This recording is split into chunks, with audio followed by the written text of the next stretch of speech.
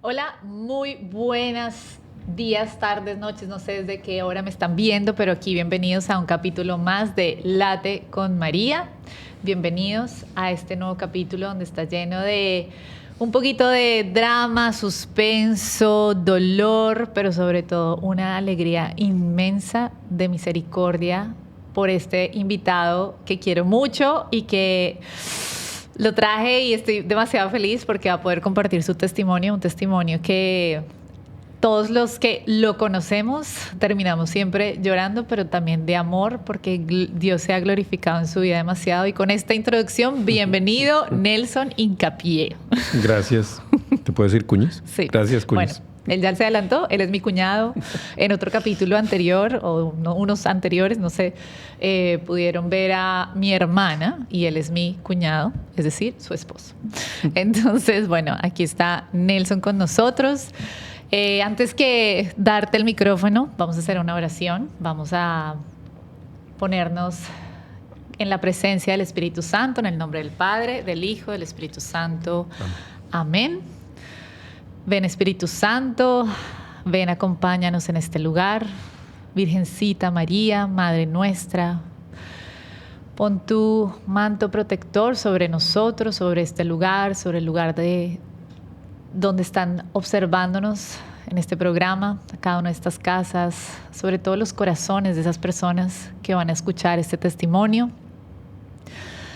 A Jesús, con su sangre preciosa, que selle estos lugares, que selle el corazón de cada quien, los oídos de todas estas personas que van a escuchar este testimonio, y que todo lo que sea aquí, se hable aquí, sea para la gloria de Dios.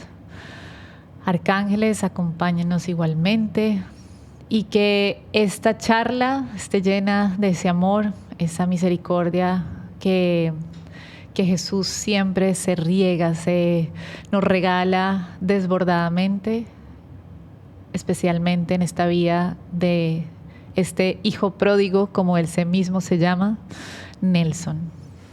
Bendícenos y protégenos siempre. Amén. Amén. Bueno, Cuñiz, el Cuñiz. Entonces, aquí estamos. Bienvenido aquí, tu tacita de café, Late con María, que para que lo disfrutes, te calientes, aquí hace mucho frío, así que bueno, estamos preparados. Entonces, ¿quién es Nelson Hincapié? Lo último que me imaginé en la vida es que iba a estar en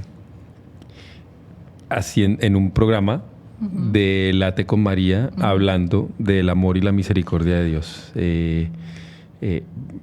Antes que nada, un hijo amado de nuestro Señor.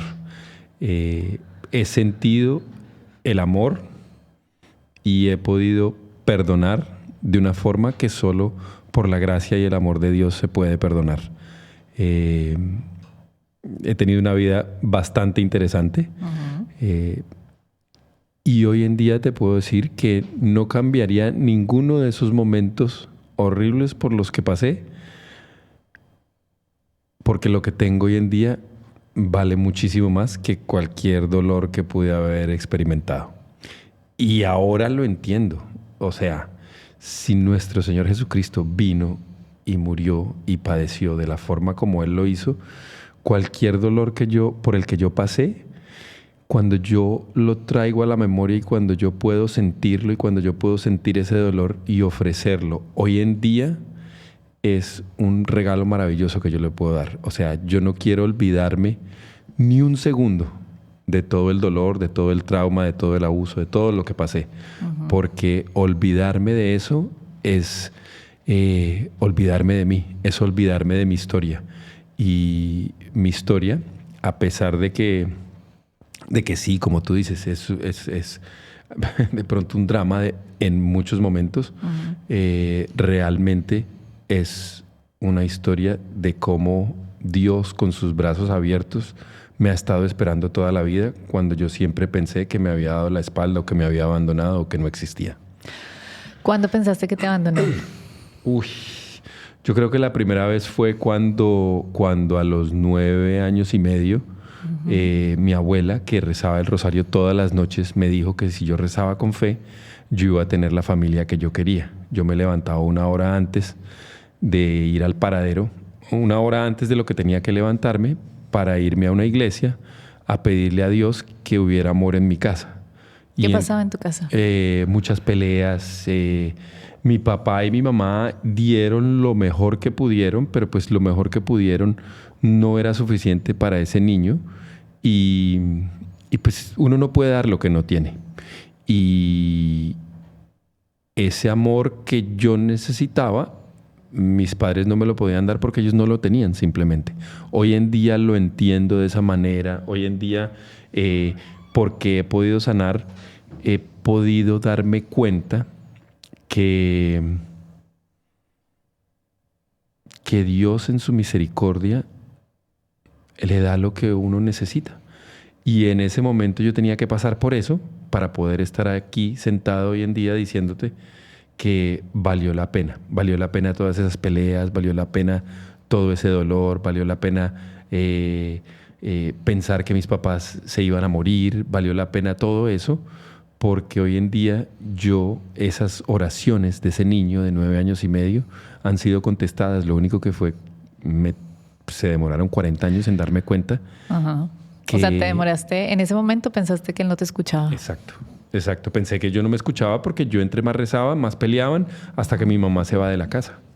Y cuando mi mamá se va de la casa es cuando yo digo, pero Dios Dios no tiene tiempo para mí. Uh-huh. Y si Dios no tiene tiempo para mí, pues yo tampoco voy a tener tiempo para Él.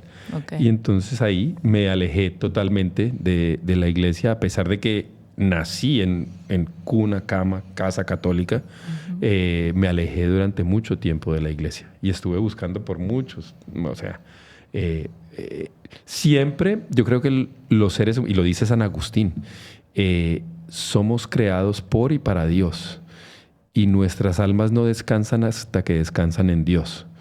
Entonces creo que el ser humano siempre va a estar en esa búsqueda, uh-huh. esa búsqueda permanente para llenar ese vacío, y es muy fácil tratar de llenarlo con las cosas del mundo, pero uno nunca puede llenar un vacío espiritual con algo material, jamás. ¿Qué pasó? Bueno, eres obviamente colombiano, en una familia tradicionalmente católica. Ya nos cuentas que se divorcian tus papás, te sientes solo, triste. ¿En qué te refugiabas tú? Ya que Dios no te ponía atención. En ese momento yo me comía todo ese dolor, pero yo creo que trataba de buscar atención. O sea, eso era cuarto de primaria. Cuando mi mamá se va de la casa, yo empiezo a tratar de buscar atención y me empiezo a portar mal en el colegio, pero a hacer reír a mis compañeros, a explotar pólvora en la clase, a hacer cosas como para buscar atención. Yo quería que me quisieran y me imagino que de la forma más, para un niño, de la mejor forma que puede hacer para que lo quieran es hacer reír a los demás. Y si yo hacía reír a mis compañeritos, entonces yo me sentía querido, pero pues era de una forma que empezaba a causar problemas de disciplina y me empezaron a mandar a la oficina del señor de disciplina. Sí, uh-huh. Exacto. Entonces en ese momento la llenaba de esa forma. Ya después de que mi mamá va por nosotros a Colombia, por mi hermana y por mí, y nos lleva a vivir a Houston, Texas, que yo no hablaba ni papa de inglés, uh-huh. Empiezo a llenarla de otras formas. Ya después pasa un abuso terrible y empiezo a llenarla con drogas. Empecé a usar drogas muy temprano. Okay.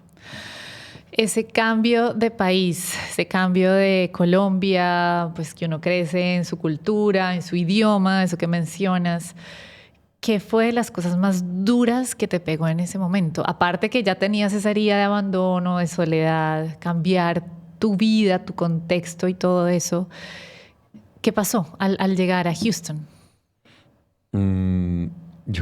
No recibir cartas de mis amigos. Yo estaba en cuarto de primaria y yo les escribía, cuarto pasando a quinto, y yo les escribía cartas y nunca me contestaron en ninguna carta. Wow. Sí. Yo creo que eso es de lo más duro, es eso, no recibir las cartas de los respuesta. amigos. Sí, no sí.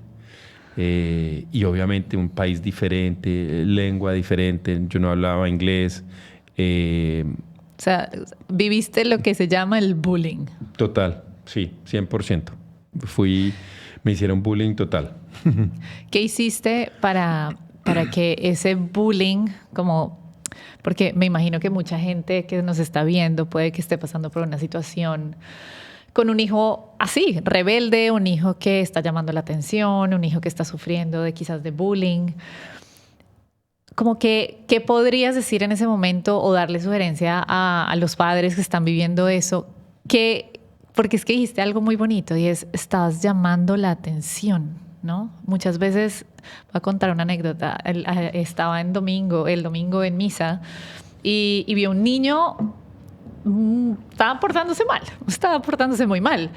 Y yo veía cómo él quería llamar la atención. Por eso me llama la atención justo ese comentario, porque se veía bravo, pero él era mirando a su papá, como, mírame. ¿Qué le aconsejas eso a los papás? No, pues, o sea, primero,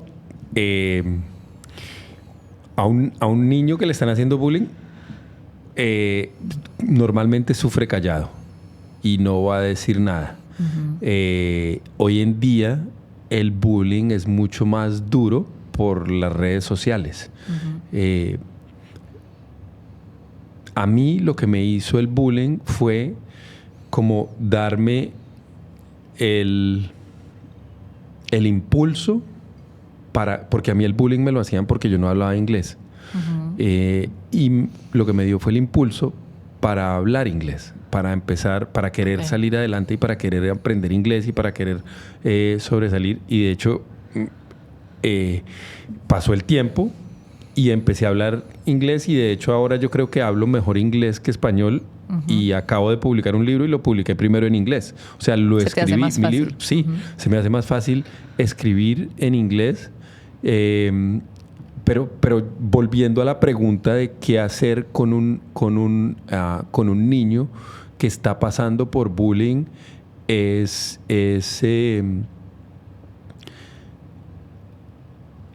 tratar de hablar con el niño, pero muchas veces hablar con un niño no es tan fácil porque uh-huh. Hay diferencia de generaciones, hay diferencia de, o sea, es como es mezclar aceite y vinagre muchas veces y no se va a poder mezclar. Dios siempre nos va a dar soluciones. Es buscar en Dios. Lo que pasa es que queremos controlar todo, queremos manejar todo, queremos solucionarlo todo nosotros y muchas veces, o sea, ¿qué hubiera pasado si se hubiera solucionado mi bullying? ¿Qué hubiera pasado si se hubiera solucionado las peleas de mis papás? ¿Qué hubiera pasado si Dios me hubiera dado en el momento en que yo lo pedía lo que yo quería? Uh-huh. De pronto no estaríamos acá. Entonces hay que dejar que la vida corra su proceso y caminar el camino y saber esperar. Muchas veces y inevitablemente la vida es una tortura y en la vida se sufre. Si Cristo vino y murió en esa cruz, ¿quién soy yo para escaparme de mi propia cruz? Él nos dice, toma tu cruz y sígueme, la cruz de cada uno. Y es lo que dijiste al principio, como que esa es una historia de vida, es tu historia de vida y gracias a esa historia de vida, tú en tu libro, en tus testimonios, en tus charlas que das, pues eso hizo parte, ¿no? Fue un condimento más de la historia de Nelson. Pero bueno, volviendo al tema de ese momento, cuando te mudas a Houston, todo eso, mencionaste que caíste en adicciones, llenando ¿qué? Llenando vacíos, llenando ¿qué? ¿Qué buscabas con ese? Que si te acuerdas de esa vivencia. Y es amor, es querer ser amado y al final del día yo lo que quería era una familia normal, un papá y una mamá. Eso es lo único. Uh-huh. Muchas veces uno, o no, eso es lo que uno necesita. Lo que todo ser humano necesita es sentir el amor de una casa, de un papá y una mamá. O sea, lo vemos en la Sagrada Familia. Lo único que José y María le dieron a Jesús fue ese amor. ese calor de un establo. O sea, que ni siquiera cuando Jesús fue a nacer, lo que le pudo dar José fue un establo, pero era un establo lleno de amor. O sea, lo único que uno necesita es amor de la familia, de ese núcleo familiar. Por eso creo que es tan importante. Y todo el mundo tiene sus vacíos. O sea, todo el mundo tiene sus heridas, todo el mundo tiene su dolor, todo el mundo. Y nos pasamos toda la vida tratando de olvidar el dolor, de olvidar ese. Pero si nosotros no vemos ese dolor y si nosotros no pasamos por ese dolor, es casi como rechazar el amor de Dios. Porque el amor nos da en ese dolor un amor infinito. Hay amor en el dolor. O sea, nuestra vida es una rosa y queremos quitarle las espinas. Sí, es verdad, es verdad. Queremos todo el tiempo estar huyendo de eso y sabemos que a través del sufrimiento, a través del dolor, es purificación para nosotros para llevar a ese cielo, ¿no? A esa santidad. Cuando estabas en ese momento, bueno, ya perdido, ¿cuántos años duraste? Desde los 14 hasta los 24. Perdido, totalmente perdido. De que usé drogas todos los días desde los 14 hasta los 24. Okay. Centros de rehabilitación, todo demás no funcionaba. De rehabilitación, sí. Y de hecho, yo me rehabilité en el 97 y duré muchos años sobrio, buscando a Dios en muchas partes, en mindfulness, en el yoga, meditación trascendental, budismo tibetano. Sí, no. O sea, busqué en todas partes. Donde no era. No, donde absolutamente no. Pero es tanta la necesidad y es clarísimo, pues lo dijo San Agustín, hasta que mi alma no descansa en Dios, no va a descansar. Y muchas veces nosotros los católicos le corremos tanto a nuestra fe cuando debíamos correr más bien hacia ella, hacia esos principios por los cuales la Iglesia cumple dentro de poco 2000 años de fundada. En menos de 10 años va a cumplir 2000 años de haber sido establecida por nuestro Señor Jesucristo. O sea, ¿cómo voy yo a darle la espalda a algo que es tan real y sólido, ¿no? Sólido, totalmente, exacto, sólido. Esa es la palabra. Si ha logrado sólido. Durar tantos años es porque es algo muy sólido, muy real. ¿Qué pasó? Que después de ese tiempo, ¿cuándo fue el punto de giro? Han habido tantos para conectar puntos. Definitivamente, conocer a mi esposa, a tu hermana, fue un giro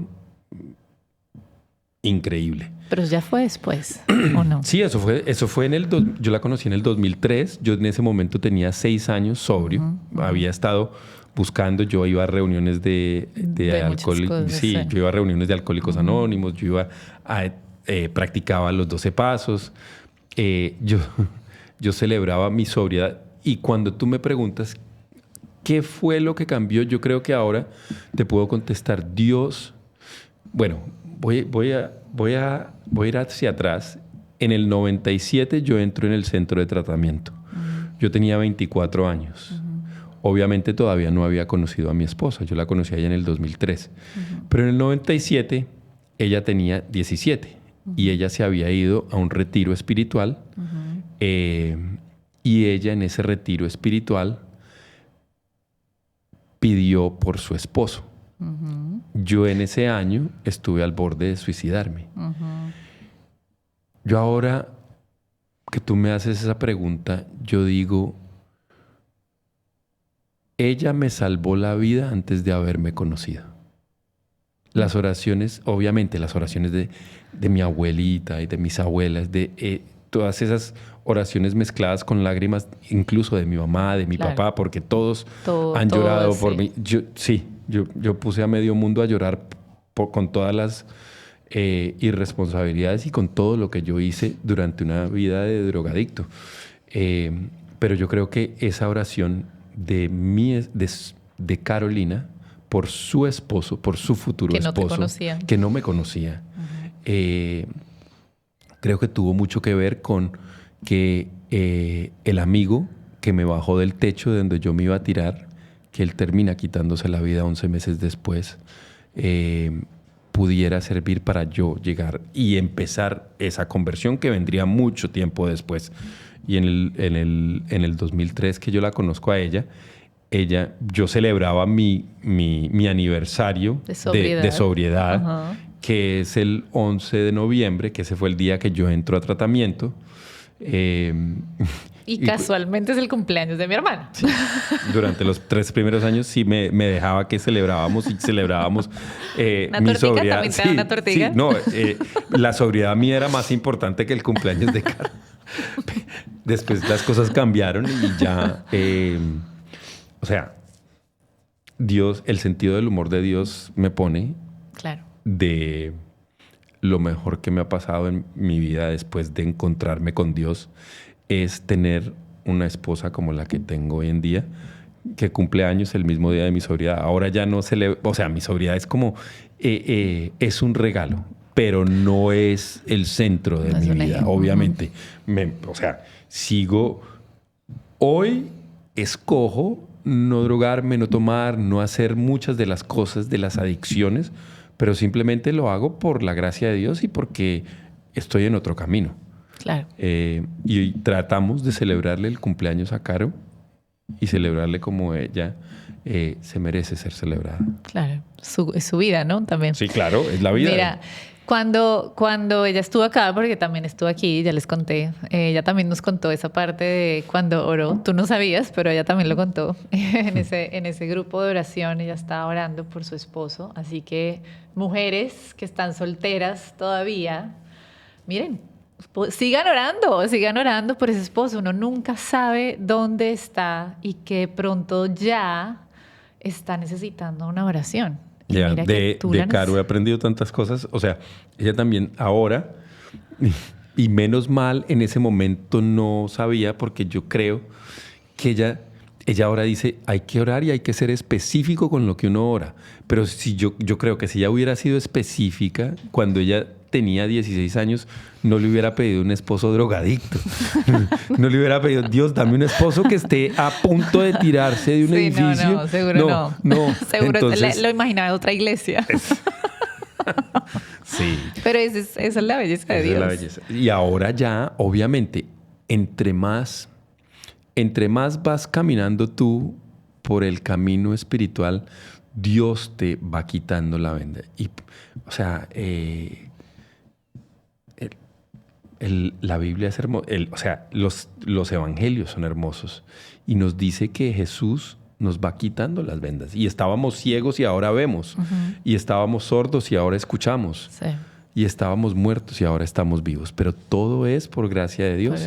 Y Dios poco a poco ha hecho milagros en mí que hoy en día, como te dije al principio, yo jamás hubiera pensado que iba a estar acá sentado hablando del amor y la misericordia de Dios. Debí invitarlos a los dos al tiempo. Bueno, en un próximo capítulo. Así unimos hilos. No, porque yo creo que ya se da cuenta que el alumno ha superado al maestro. Mi esposa se daría cuenta de eso. Ahora llego y... Ay, bueno. Porque yo sé, obviamente, yo también, cuando pues obviamente él llega a nuestra familia a querer casarse con mi hermana y demás, fue muy bonito porque mi hermana era muy joven. Pues hoy en día uno se casa un poco más entrado a los 20, ella tenía 23 años, algo así, que espectacular. Y él llega a nuestra vida y nosotros sí venimos, a ver... También nuestra historia, mi hermana y yo también, una historia, familia tradicional católica, todo. Pero bueno, no nos relacionamos tanto con estos extremos de adicciones y demás, ¿no? Tú llegas a nuestra vida, ustedes se casan. ¿Su vida espiritual cómo era? ¿Cómo era tu vida espiritual ahí? Sí, ya estás sin adicciones, pero ¿qué pasaba? No, yo me levantaba y era a meditar. Y yo no saludaba a mi esposa, sino que yo me levantaba a meditar. Y eran 10 minutos de meditación en silencio y ya. sí, o sea, había una espiritualidad muy superficial. Que Dios está en todas partes, que no hay necesidad de ir a la iglesia, porque Dios está en todas partes. Y convencí a Caro de que no había necesidad de ir a la iglesia. Y ella, pues, fue tan paciente conmigo que me esperó. Poco a poco empiezan a surgir los problemas dentro del matrimonio. Empezamos a tuvimos nuestros 2 primeros hijos, Sara y Simón. Y ya en ese momento habíamos llegado a un punto donde cada uno profesionalmente estaba buscando lo que cada uno estaba buscando. O sea, estábamos remando en rumbos diferentes. O sea, cada uno estaba remando para su lado. Y ahí a mí me pasó algo y a ella le pasó algo diferente. O sea, mi proceso fue que yo estaba pensando en divorciarme. Era un domingo, yo estaba en la casa y yo estaba cambiando canales. El canal se queda pegado en un televangelista y dice: el divorcio no es la solución. Y entonces para mí da la casualidad que tiempo después nos encontramos con el televangelista y yo le digo: usted salvó nuestro matrimonio. Caro casi me mata. Ella: ¿cómo dices eso? No, obviamente no fue Dios, porque para ella no fue. Sí, para ella no fue eso. Pero ella en ese momento dice: empecemos a rezar el rosario los domingos. Y pues yo, para ahorrarme la cantaleta de mi esposa, que puede ser considerable, entonces dije: son 20 minutos. 20 minutos me puede ahorrar fácilmente 2 horas de cantaleta. Yo dije: vale la pena. Entonces empezamos a rezar el rosario y empiezan a pasar cosas. Inevitablemente yo creo que Dios escucha nuestras oraciones. Pero, fuiste un hombre inteligente. Sí, claro. Sí. Ya después ella empieza a decir: vamos a misa. Ya empezamos a ir a misa. Ya ella me dice que quiere que los niños vayan a colegio católico. Y yo, pues, yo no tenía ningún problema en que fueran a colegio católico. Empiezo a ir a misa porque porque pues igual, lo mismo. Ir a misa es 1 hora de misa, me ahorro la cantaleta. Entonces empiezo a ir a misa y poco a poco empiezan a pasar cosas. Un amigo, y el cambio real mío viene en un viaje a Medjugorje, cuando estábamos allá. Tan lindo. Y pues yo tenía... Es una historia un poco larga que no la podemos contar acá, pero sí, se destapó una olla, digámoslo así, o una olla de sorpresas. Sí, una olla de sorpresas. Yo le decía muchas mentiras a mi esposa. Y no mentiras de: yo no le era infiel, yo no bebía, yo no consumía, yo no apostaba. Piadosas. Sí, pero no, o sea, no. Es igual de grande. Claro. Una mentira piadosa es igual de grande a una infidelidad. 100%. Pero yo siempre me escondía de que, como yo no soy infiel, yo no veo pornografía, yo no hago esto, o sea, y eso es una soberbia horrible. Esa es la soberbia. Ese es el demonio mismo.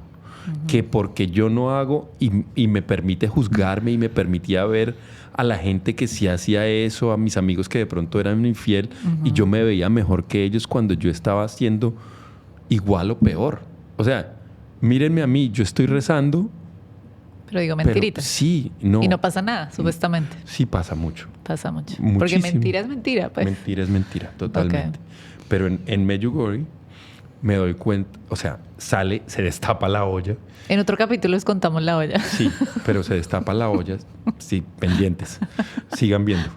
Y el sacerdote con que estábamos, el padre Rodrigo, que es un hombre increíble, fantástico, un sacerdote santo, nos dice en una prédica que Jesús había escogido a sus 12 apóstoles, incluyendo a Judas, sabiendo que Judas iba a hacer lo que hizo.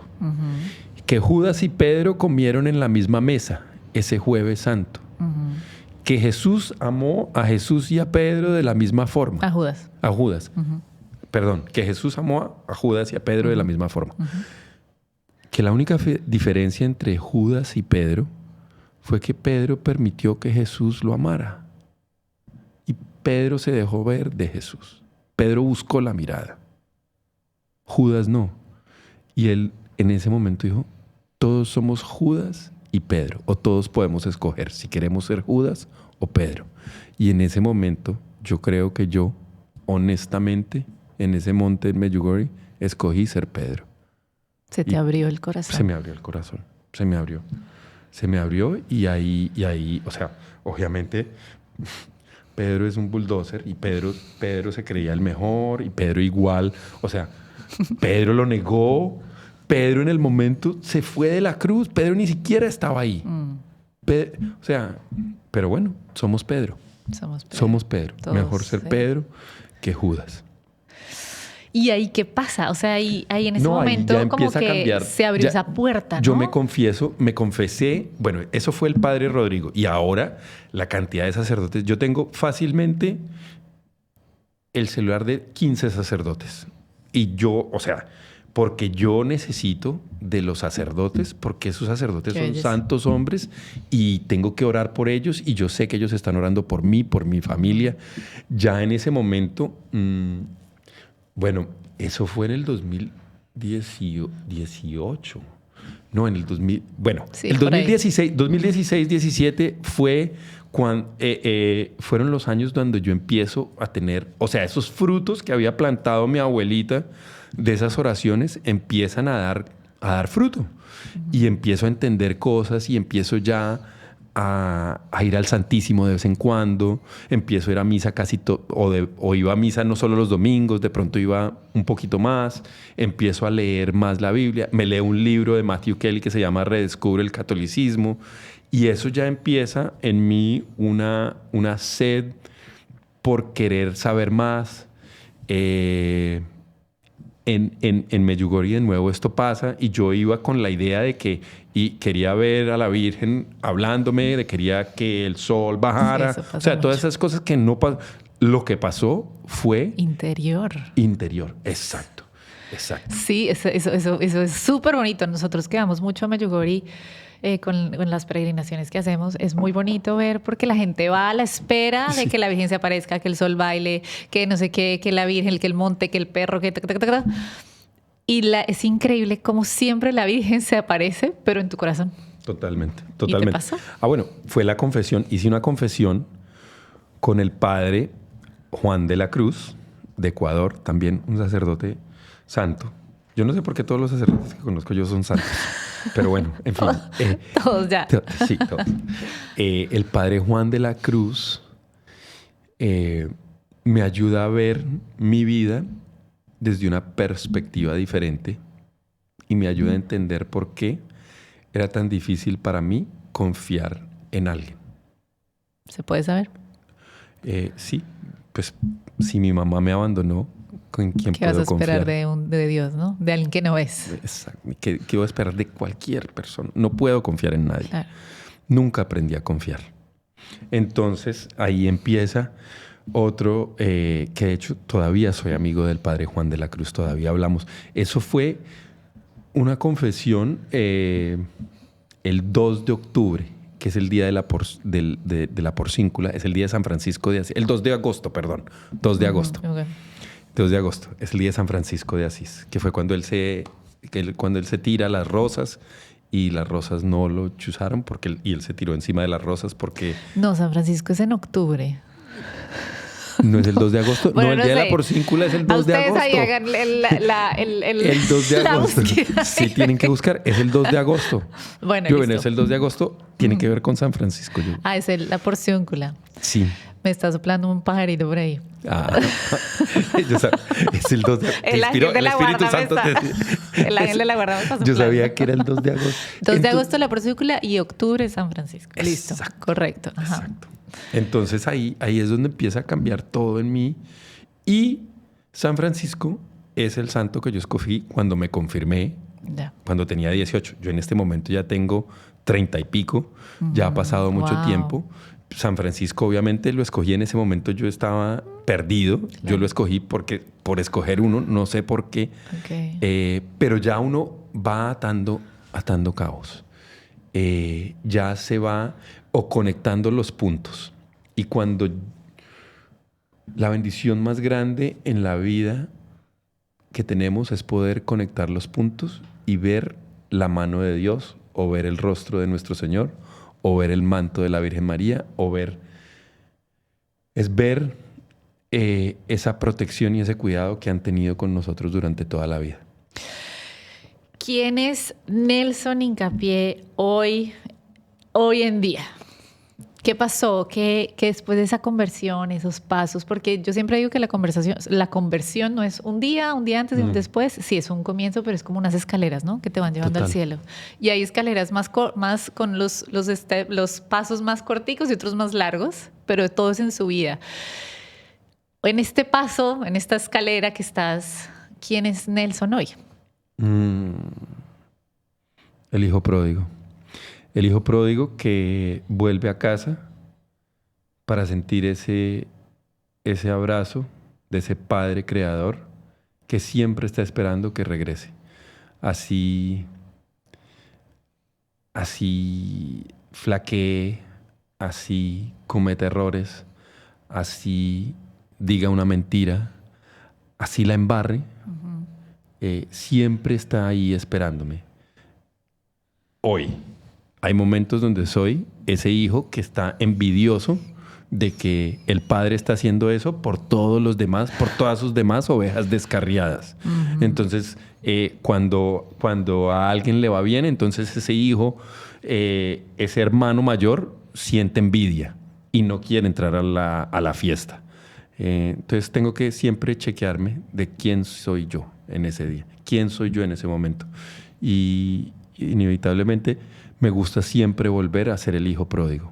Y hacer, o sea, escoger el hijo pródigo es de cada segundo, porque tenemos la oportunidad de ser hermano mayor, hermano envidioso, que habla mal del hermano que juzga, que dice, ay, no, pero ¿por qué va a misa y se porta Sigue tan igual. mal? Sí, exacto. Eso es típica. ¿Quién soy yo para hacer? Y soy buenísimo para hacer eso. Y me doy duro por hacer eso, pero... Sí, es verdad. Pero uno sí. cae mucho en esa soberbia espiritual de yo rezo, yo voy a misa, pero cuando el vecino me hace algo, saco el cuchillo y lo juzgo y digo, eso es no sé qué. Tará. Bueno, sí, eso siempre pasa y yo creo que ahí en la conversión es diaria. Es totalmente diaria. Sí. ¿Qué estás haciendo ahorita? Bueno, Nelson sacó un libro. Yo hago aquí cuento el chisme. Nelson sacó un libro de su historia de vida que ahí está a detalle todo, absolutamente todo. Aquí pasamos muy por encima. ¿Dónde lo consiguen? Está en Amazon. ¿Y cómo se llama? Se llama Cuando tu historia se convierte en tu historia. Y a pesar de que parece que contara todo, me guardé un par de cosas. Para el próximo. Así, sí, así. No, ya no quiero contar más de mi historia. No, está bien, ya está bien, pero lo que mejor está es haber dado con otro sacerdote santo.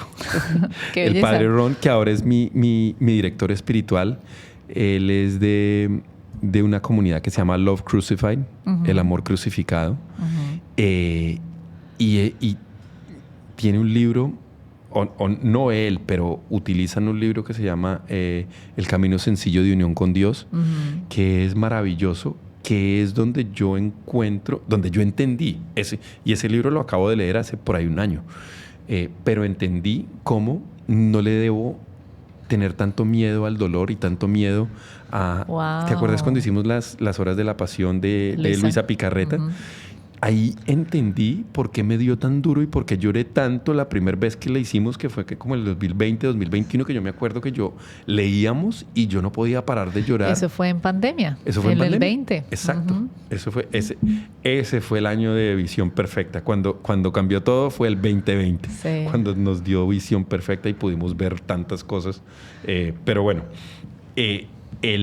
esas horas de la pasión que yo viví tan profundamente me llevan a querer experimentar ese dolor del pasado nuevamente. Y ahora, o sea, no desde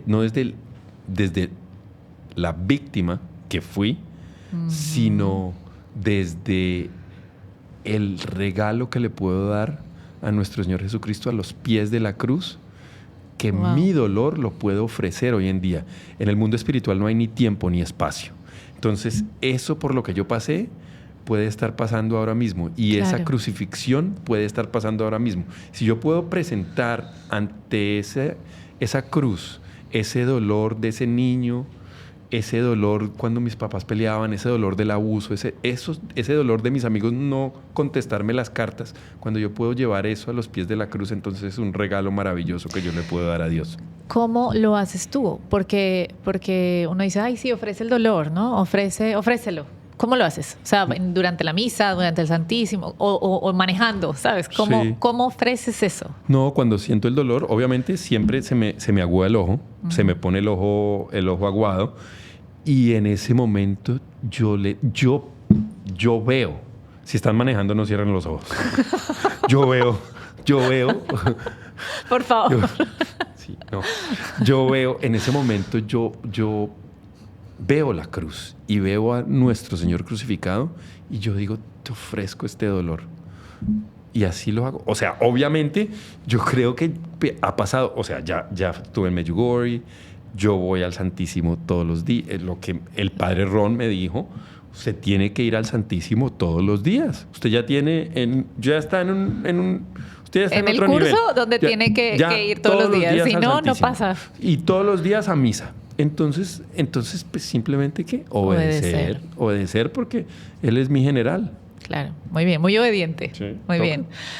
Bueno, ya saben, el libro lo pueden conseguir ahí está toda su historia, pero aparte del libro, aparte de eso que decidiste un día contar a vos, yo leí el libro y yo me enteré de cosas de él que yo no sabía. Yo lloré demasiado, lo leí en 2 horas, calculen, me fui al Santísimo y lo leí en 2 horas, horrible, se conecta uno demasiado. Pero, ¿qué pasa, Nelson, cuando llega ese recuerdo del pasado, cuando llega eso y te das cuenta dónde estás hoy, qué ha pasado hoy, esa misericordia de Dios tan hermosa de decir, wow, yo pude haber no vivido esto por decisión propia, ¿no? ¿Qué mensaje hoy ya le puedes decir a esa gente que está en ese Nelson, esa desesperanza, en esa oscuridad, cuando la vida todo es gris? Porque yo te voy a decir una cosa. A mí me decían, no, ve a donde Dios. No, ¿sabes? Como que uno no... ¿Qué es más que ve a donde Dios? O sea, o ve a la iglesia. No, ¿qué hay que hacer? Primero que todo, no tomar una decisión permanente a un problema temporal. Okay. Empezar por ahí. Y si alguien está con pensamientos muy turbios, puede llamar a alguien. Hay muchos grupos de apoyo para la gente que está pasando por momentos de droga. Hay grupos en cada estado, en cada ciudad. Hay un grupo donde uno puede llamar, que es un Lifeline, que es un 311 aquí en Miami. Puede llamar. Hay muchas herramientas, y tienes razón. Muchas veces cuando uno está pasando por un momento así y alguien le dice, no, pero ve a Dios. ¿Quién me lleva? ¿Quién me lleva en el carro? ¿No? Es como que no tengo fuerza. Exacto. Es preguntar. Es nosotros los que hemos pasado por el dolor, que somos lo que Henry Nouwen en su libro llama Wounded Healers, sanadores curados. Nosotros que hemos pasado por ahí tenemos la responsabilidad de ayudar a sanar. Nosotros que ya hemos cicatrizado esas heridas tenemos la responsabilidad de sanar. Y es estar pendiente. Es ser el cambio que queremos ver en el mundo. Yo creo que suena bobo, pero es no juzgar. Ni juzgarse a sí mismo tampoco. Ni juzgarse a uno mismo. Bueno, ya nos queda poco tiempo. Esta es un poco muy por encima, de nuevo digo, la historia de Nelson, pero para ya despedirnos, sí me gustaría que, mirando a tu cámara,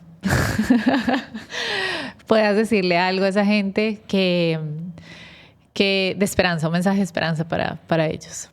Bueno, que Dios es un Padre amoroso que está esperando. Él no va a llegar y no va a entrar en nuestras vidas y va a romper todo para querernos. Nosotros tenemos que abrir nuestro corazón. Nosotros tenemos que cerrar los ojos y abrir el corazón. Y en lo profundo de la oscuridad, siempre está la luz de Dios. Siempre. Nos lo dijo hace 2000 años. Yo soy el camino, la verdad y la vida, y no es mentira. Amén, es verdad. El único camino, la única verdad y la única vida, eso estoy 100% segura. Bueno, muchas gracias, Cuñis. Estaremos aquí invitándote con la esposa, o sea, mi hermana, a otro capítulo, hablaremos de otro tema. Y muchas gracias por haber aceptado mi invitación. Nos vemos en un próximo capítulo también con todos ustedes. No olviden, Jesús es el camino, la verdad y la vida, y la misericordia de Dios no tiene límite, así que hay que aprovechar de eso ya. Ya es tarde, es ahora o nunca. Un abrazo para todos y nos vemos en un siguiente capítulo de Late con María. Chao.